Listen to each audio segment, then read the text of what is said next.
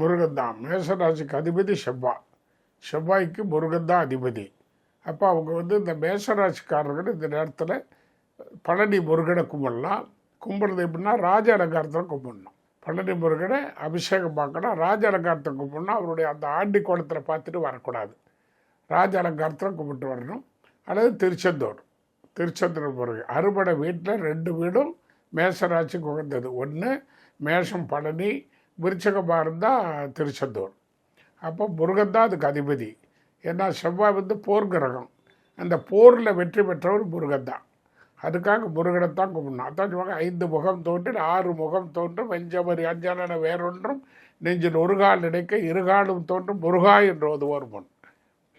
அதனால் முருகனை பற்றி அவங்க சஷ்டி கவசம் படிக்கலாம். முருகனை ஏதாவது பேசும்போதெல்லாம் கூட வாய்க்கு வாய் முருகான்களாம். ஓம் முருகான்னு சொல்லலாம், முருகான்னு சொல்லலாம். அந்த முருகனை நினச்சிக்கிட்டு எதை வேணாலும் செய்யணும் மேஷராசி. அப்போ வெற்றி ஆகும். அதே மாதிரி மேஷராசியில் நன்மை அடையணும்னா நமக்கு யார் நன்மை செய்தாங்களோ அவங்களுக்கு நன்றியோடு இருந்தாலே மேஷராசிக்கு முருகன் அனுகிரகம் பண்ணிடுவார்.